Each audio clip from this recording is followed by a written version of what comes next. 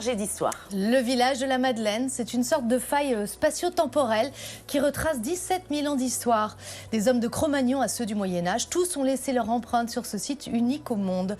Entre savoir-faire d'antan et écologie, Paul-Antoine Balland nous plonge dans les entrailles de notre histoire.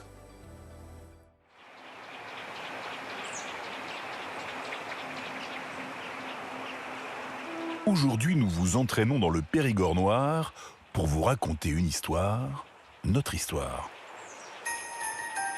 La Madeleine, c'est une faille spatio-temporelle qui est dans une falaise et qui raconte l'histoire humaine depuis 17 000 ans. En bas, on a un gisement préhistorique. Au niveau intermédiaire, on a tout un village troglodytique qui va être habité certainement entre le 9e et le 19e siècle. Et au-dessus, on va retrouver les vestiges du château fort qui, lui, date du 13e siècle. Dans ce village unique au monde, les artisans forgent les consciences.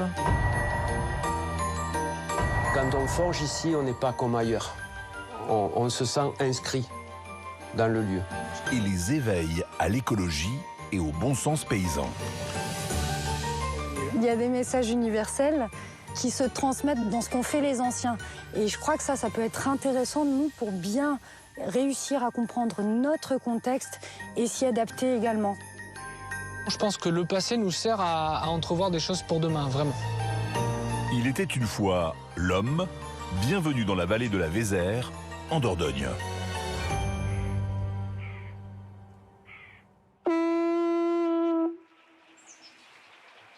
Et là, la journée peut commencer. Alors là, ce matin, on va aller à la chapelle de la Madeleine parce que après le passage des visiteurs, là, on est fermé pour quelques mois et le sol s'est pas mal encrassé. Donc l'hiver, c'est les grands travaux de nettoyage souvent. À 37 ans, Louis est le gestionnaire de ce site acheté par son père en 2016. On prend de l'eau bien chaude, du savon noir, des cristaux de soude pour pas détériorer la pierre. Et puis après, c'est l'huile de coude surtout. Nous sommes dans le cœur du village. C'est la chapelle de la Madeleine. Donc c'est une chapelle qui a été dédiée à Marie-Madeleine et qui a la particularité d'être à la fois creusée dans la roche et au XVe siècle, on voit tous les aménagements qu'ils ont faits avec des croisées d'ogives, avec des clés de voûte, tout un sol en pisé. C'est un ouvrage architectural qui est assez impressionnant, quoi. Aujourd'hui, ce site, il fait partie de ma vie.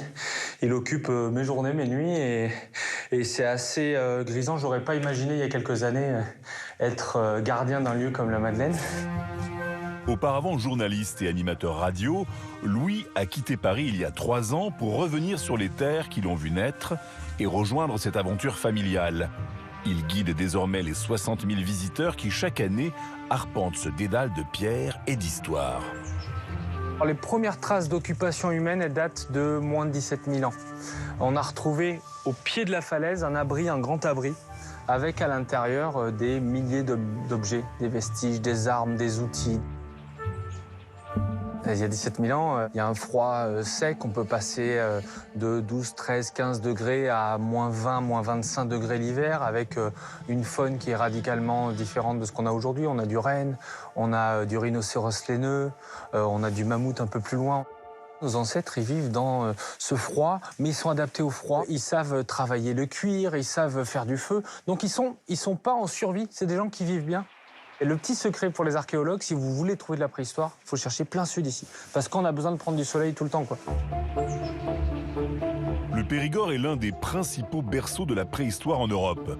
De la grotte de Lascaux au gisement archéologique, l'empreinte de l'homme est omniprésente. On a en Dordogne, à l'époque, une sorte de microclimat dans tout le bassin aquitain.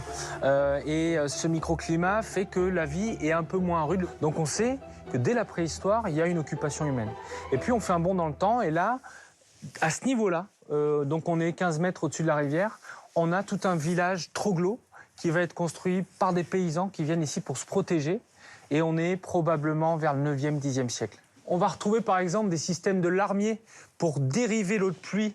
Donc ils étaient très écolos à l'époque. Et puis dans les maisons, on va retrouver une architecture sur 2 niveaux, avec les bêtes, les animaux en bas, les tables.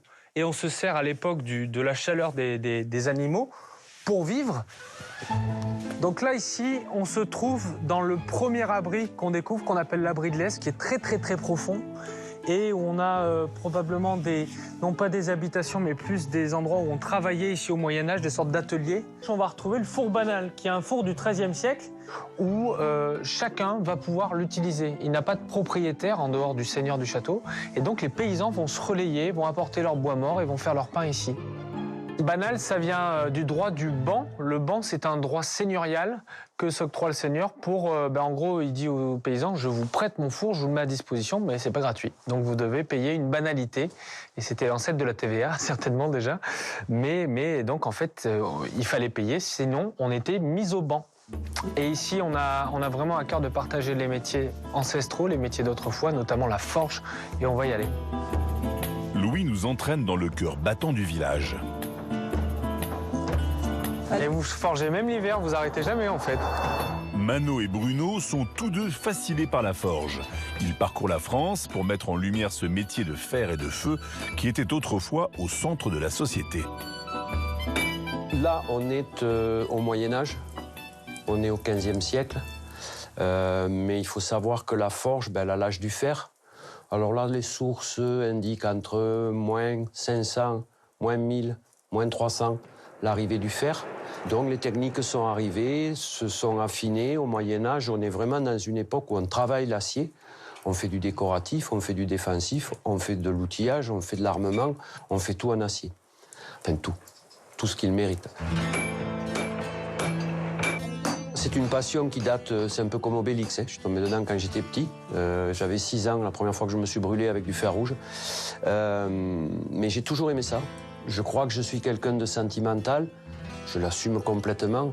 Et en plus, j'aime coller des sentiments sur des... Il y a une parole qui me vient, objet inanimé, avez-vous donc une âme? Pour moi, oui. Ici, on marche sur l'histoire, on l'a au-dessus de nous, on est dans l'histoire. Et c'est ce qui rend ce lieu encore plus fort, quoi. Et surtout que ce lieu, il a quelque chose de magique, c'est que son histoire, on ne la connaît pas vraiment. Il n'y a pas d'archives, il n'y a pas ces écrits qui figent les choses. L'imagination a sa place. Bruno, c'est comme un grand frère pour moi. Et on vibre de la même manière. Il y a une énergie, ils amènent une énergie au site qui nous manquait peut-être avant. Et c'est pour ça que je sais où on va avec eux. Alors parmi les savoir-faire ancestraux, il y a le travail de l'acier qui arrive en France, il y a évidemment le travail du bois, et je vous propose d'aller voir Valentin qui est feuillardier. Alors ça c'est même plus ancien, on repart chez les Gaulois là carrément.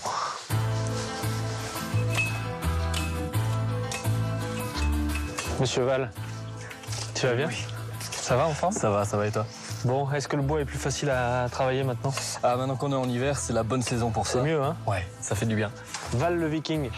Valentin qui est un de nos jeunes artisans, qui a rejoint l'équipe il y a quoi? Il y a déjà 3-4 ans, hein? Oui, bien 4 ans. Ouais, et donc qui est feuillardier. Et l'idée, c'est de montrer comment on travaille le bois de châtaignier, quels étaient les usages qu'en faisaient les anciens il y a quelques siècles, et montrer que c'est un métier qui n'est pas mort. C'est un métier qui a de vrais débouchés aujourd'hui et qui repart. Et on a la chance de l'avoir avec nous, voilà. Le métier de feuillardier, c'est un métier qui est antique. C'est un métier qui vise à transformer ces barres de taillis de châtaignier qui ont 4 ans en cerclage de bois pour les tonneaux. Le feuillardier travaille l'hiver quand l'arbre est hors sève. Le métier a connu son âge d'or au début du siècle dernier, mais l'avènement du plastique a presque fait disparaître ce savoir-faire en 1920. Il ne reste qu'une dizaine de feuillardiers en France, dont Valentin. Ça prend quand même au trip pour ceux qui ressentent ce lien avec leurs racines, avec leur culture. Et moi, ça me plaît beaucoup, c'est se relier à toutes nos générations d'ancêtres qui ont pu faire ces métiers-là, que ce soit les charrons, que ce soit les feuillardiers, que ce soit les vanniers, que ce soit les sabotiers et tant d'autres. Et c'est vraiment la vie ancienne de nos campagnes et au final notre racine qui continue à vivre à travers nous. Et c'est pour ça qu'on travaille à le faire connaître, comme ici au site de la Madeleine. On a mis en place cette animation autour du métier de feuillardier pour montrer que ce métier-là, c'est un métier pour demain. C'est un métier qui est écologique, j'ai pas peur de le dire. C'est un métier qui permet aujourd'hui de nettoyer des forêts plutôt qu'elles se referment et qu'il y ait des maladies qui se développent sur les arbres. Donc les feuillardiers, c'est vraiment des paysans qui entretiennent la forêt. Et Marie, ma sœur, c'est une paysanne.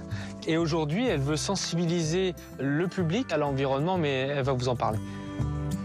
L'écologie, c'est la sève du projet de la Madeleine qui vitalise avant tout une histoire familiale.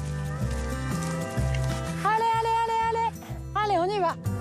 Marie a rejoint l'aventure en 2016 pour donner une nouvelle impulsion à cette expérience hors du commun. Le premier lien que je peux établir entre la ferme et le village, pour moi, c'est le lien avec l'environnement. Le fait de pouvoir s'adapter à son environnement et comment essayer de vivre en harmonie avec ses ressources, que ce soit pour l'habitat, pour l'eau, pour l'alimentation, pour la culture. Là, je me sens à ma place parce que c'est important d'être avec les animaux. Je trouve que c'est une des relations qui est parmi les plus simples. Ces brebis, ce sont des solognottes. Donc c'est une race rustique qui vient de Sologne. Elles étaient en voie de disparition, donc moi j'avais à cœur de pouvoir maintenir un petit peu cette race-là. Alors là, j'ai 3 truies et un bouc. Et le cochon, autrefois, à la ferme, était vraiment l'animal qui allait permettre de faire les réserves pour l'hiver. Avoir un cochon était signe de richesse, ça veut dire qu'on avait les moyens de le nourrir parce que ça mange énormément et ça assurait de la viande pour toute l'année. De la Madeleine, je trouve que c'est une aventure humaine qui est tellement extraordinaire qu'il faut la vivre à fond. Si ça marche très bien, c'est super. Et si ça marche pas, j'aurais en aucun cas le regret d'avoir au moins vécu une expérience familiale, une expérience humaine, une expérience artisanale. Enfin, ouais, j'ai confiance en tout ça, ouais. Je pense qu'on est dans une société où on a tendance à un peu oublier nos fondamentaux et d'où on vient. En tout cas, moi, c'est quelque chose qui m'a toujours interpellé. On dit souvent, si tu veux savoir où tu vas, il faut savoir d'où tu viens. Et en tant que gardien de site, je suis fier de ça, de protéger la mémoire de ce lieu, de l'entretenir, de la passer.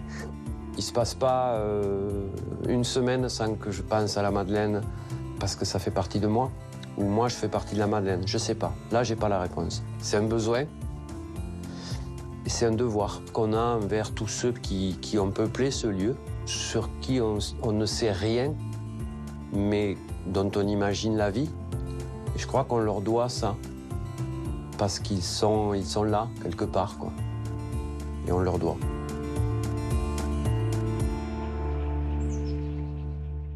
Magnifique sujet. Et après, il était une fois l'homme, voici Il était une fois un homme, en l'occurrence Guillaume, fabricant